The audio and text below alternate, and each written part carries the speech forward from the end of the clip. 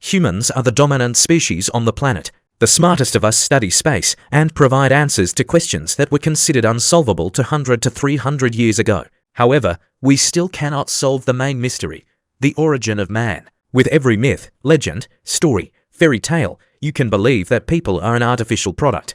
We don't know exactly who created us.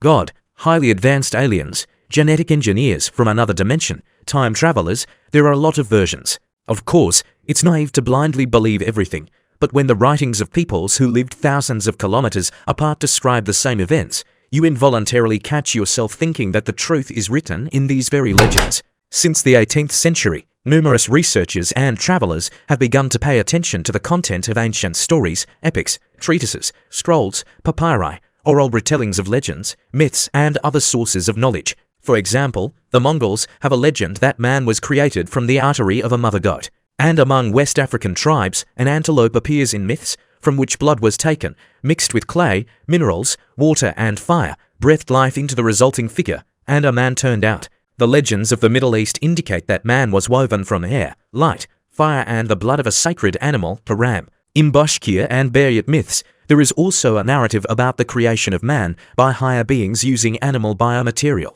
as well as natural energies and the mysterious breath of life. For centuries, the Indians of Central America have been telling each other the legend that 30 gods descended from the stars, and having organized a golden altar in the middle of the jungle, they began to create a man. The first turned out to be too big and stupid, the second was small and could not resist animals, the third attempt took people underwater, and they began to live among fish, and from the fourth a man appeared in the form that is presented today. Pakistani, Indian, and Chinese ancient legends claim that man is a product of the mountain gods. His motives should be as pure as a river flowing down from the mountain peaks. His body and spirit should be like fire and earth, hard and hot. His thoughts must be directed to the stars and nature. And most importantly, man in Asian myths is considered the blood brother of all animals, since he was created from their blood. According to Egyptian ideas, Nom molded a man out of clay, but the first people turned out to be soulless dolls, and to become full-fledged creatures,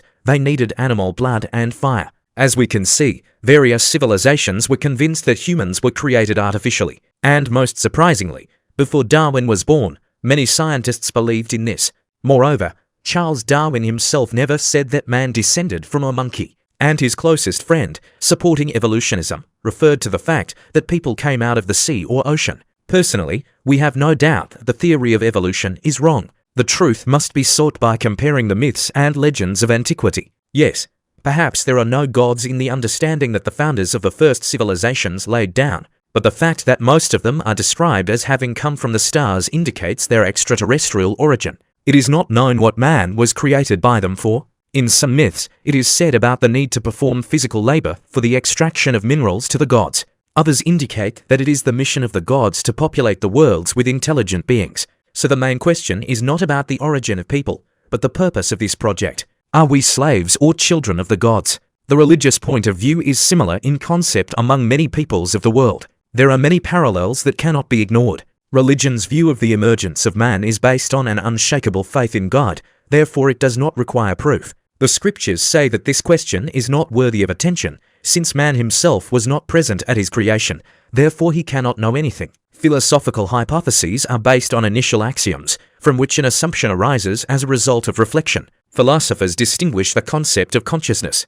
In their opinion, this is what distinguishes us from animals. When exactly did it arise? Philosophers have been trying to solve this riddle for 2,500 years. Scientific research is based on the facts that scientists receive during research and experiments. Hypothetical assumptions are born from these data. They, in turn, are discarded or confirmed in the course of further observations.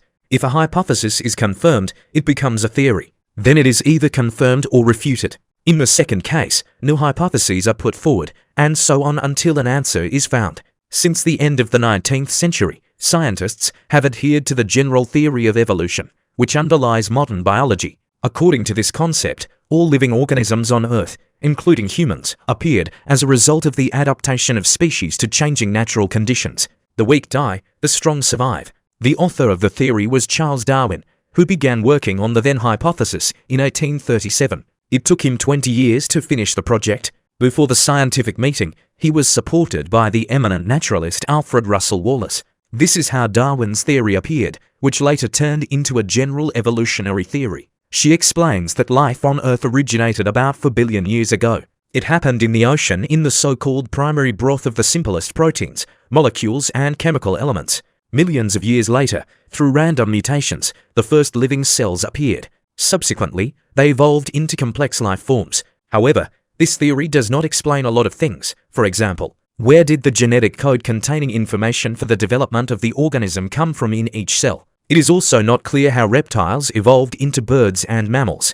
Anthropologists and paleontologists have not found any remains of creatures with a similar body structure, and there is no one like it among modern animals. Mutations of animals under the influence of the environment are not uncommon. Thus, laboratory rats raised in cold conditions produced offspring with denser fur. This explains adaptability, but not the randomness of evolution. But even if we accept that life on the planet originated by accident, it becomes even more difficult to explain the appearance of man. They tell me in biology lessons, man belongs to the class of primates, the same as monkeys. Therefore, our ancestors should also be sought among them.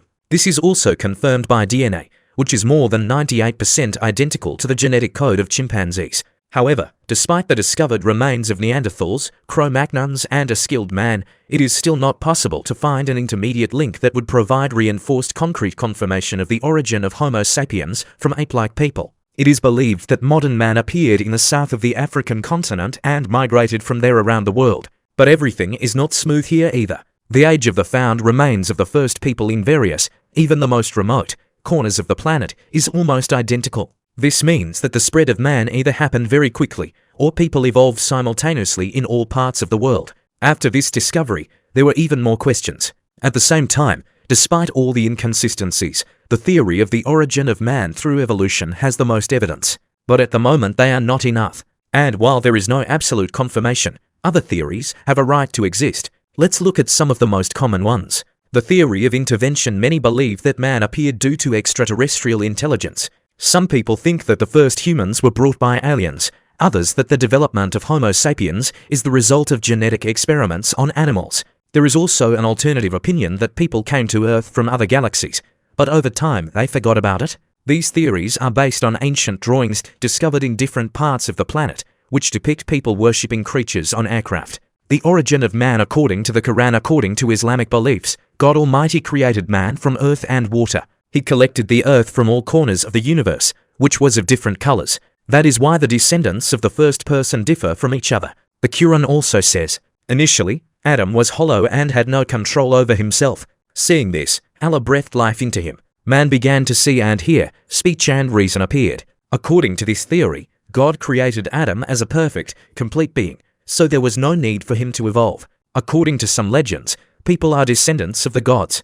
The first people were real giants, ranging in height from 3 to 7 meters. Giants appeared from the union of gods and angels. This theory is based on ancient images of bat-like creatures and controversial finds of huge humanoid skeletons. Over time, the gods stopped visiting the Earth, and the giant humans degenerated. Cryptobiologists are confident that most of the remains found are genuine and require careful study. In 1920, scientist Alistair Hardy hypothesized that Aquapithecus is a transitional link in the development of modern man. It is an ape-like creature that lived in an aquatic environment. With this, the scientist explained why today's people have practically no body hair. However, this theory has not been widely accepted and is not being seriously considered in the scientific world at the moment. Despite the commitment of most scientists to the evolutionary theory, the answer about the origin of man has not yet been found. Discussions on this issue sometimes escalate into conflicts. However, no matter how heated the argument, eventually the truth is born out of it. Remember, it is not so important how a person appeared. What matters more is what kind of people we are now.